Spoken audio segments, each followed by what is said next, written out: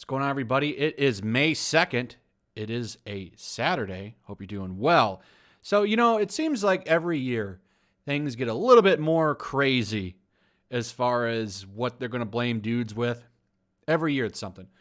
I think this one might actually top the air conditioner problem.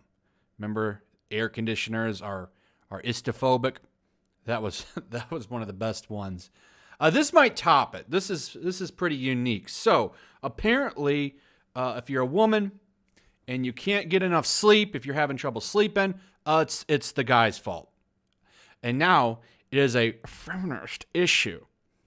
Is sleep a feminist issue? This is how men steal our sleep.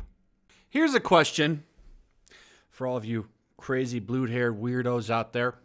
How do you think you're ever going to recruit people to your movement if this is the kind of crazy radical stuff that you're putting out? Do you think like normal people read this and are going to be recruited? Like, this is stupid. Okay, this is ridiculous.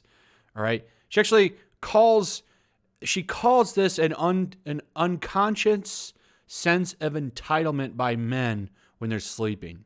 So even when you're sleeping, you're sound asleep, you still hating on women, pretty much. You can't get away from it. It's on your mind all the time. All the time you're thinking about how you're gonna get those old women and give them a hard time. Oh man, what a sad, lonely life these people live. No joy. Always just finding reasons to blame dudes for problems. Oh, I can't get enough sleep. It's this guy's fault. Oh, I forgot to tie my shoelaces. It's this guy's fault. They were out of this thing I wanted at the store. It must be a guy's fault. Oh, I didn't bring enough money with me for this. It must be a guy's fault. My favorite TV show wasn't on the air. It's a guy's fault. When does it stop, When does it stop? Will it ever stop? I mean, how much more ridiculous can it get? Because this is pretty up there. But, I mean, they always find ways to top themselves every time. So let's go down and go through this. It's not a very long article, so we can just go through it. It says, I don't remember how old I was when I first heard the phrase, sleep is a feminist issue. But I know this. It was before I started sharing a bed with a man on the regular. Before then, I couldn't understand how sleep could be a gendered issue, let alone a feminist one. You go to bed, you go to sleep, you wake up in the morning and go about your day. Someone else goes to bed with you. You might get it on, chat, and then go to sleep.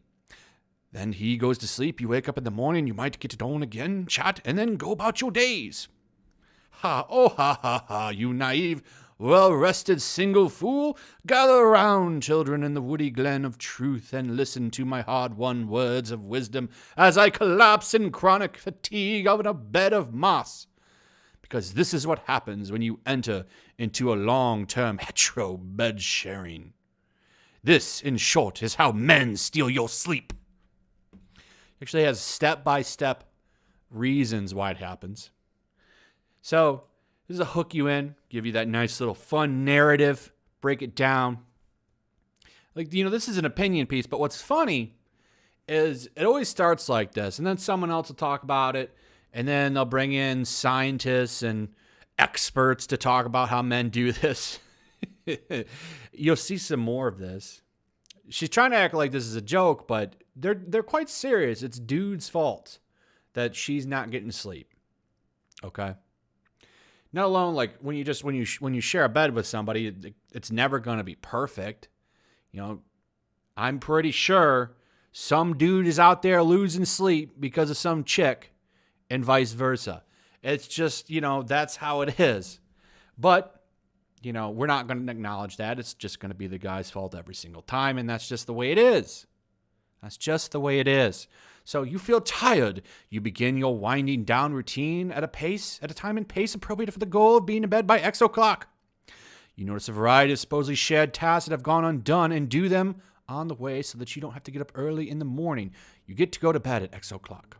That's number one. Number two, you lie down and start processing the day's emotional load, rerun conversations, and walk through anxieties.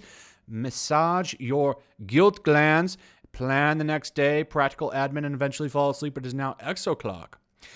At o'clock number 3, your partner bursts through the door, shucks off his clothes, and bounds into bed. He thinks he's being profoundly thoughtful because he hasn't broken or set fire to anything on his way up. He thinks he is silently creeping into the nest like a tiny field mouse without disturbing a single ear of corn. He is wrong. So how's he supposed to be? So let me get this straight.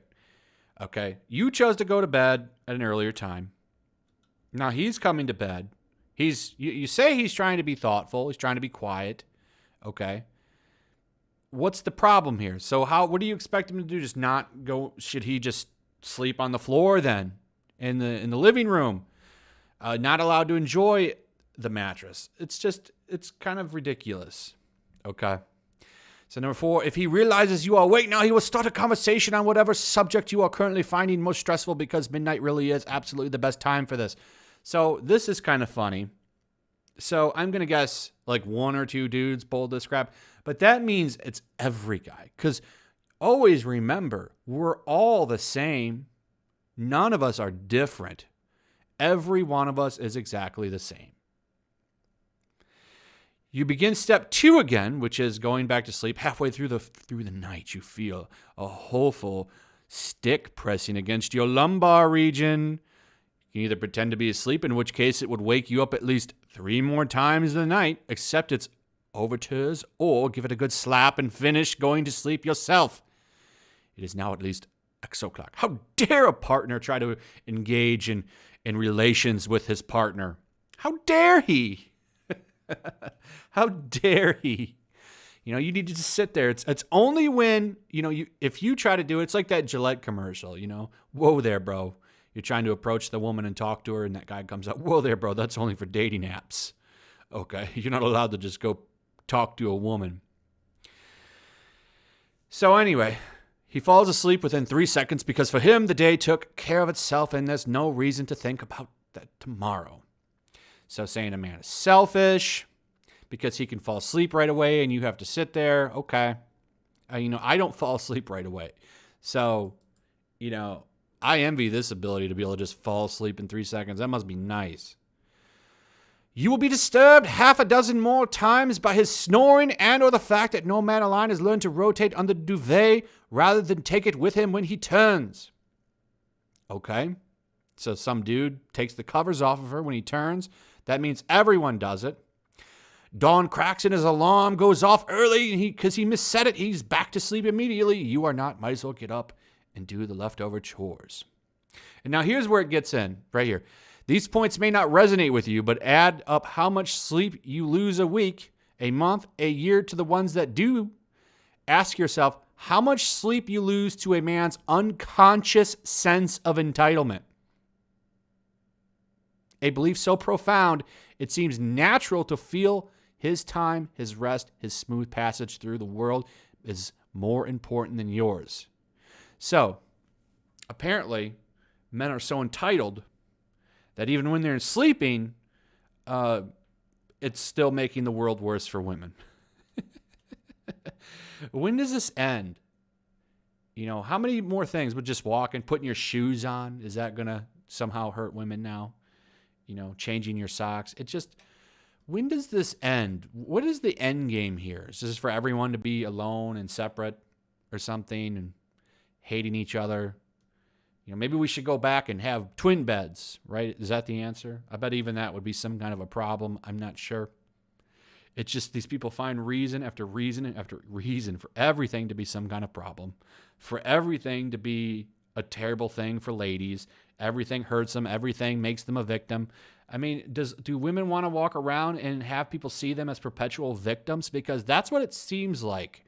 This fourth wave feminism stuff. It's like, instead of, be strong and work hard and,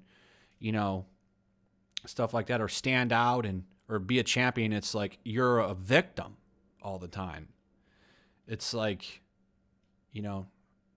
how does that work for you? Like, nobody likes that. Nobody likes whiny people, that whine and cry all the time.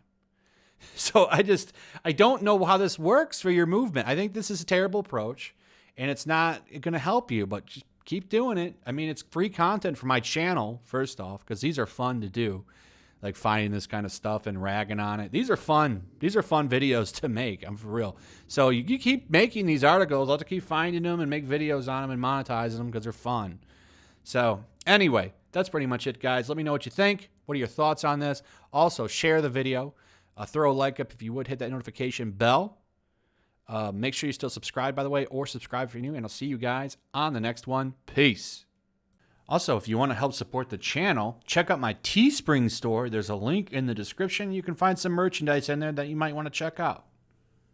Also, take a moment. Make sure you're still subscribed to the channel. There's something going on right now, and they've been unsubscribing people. So just take a second and double check on that and subscribe if you're new.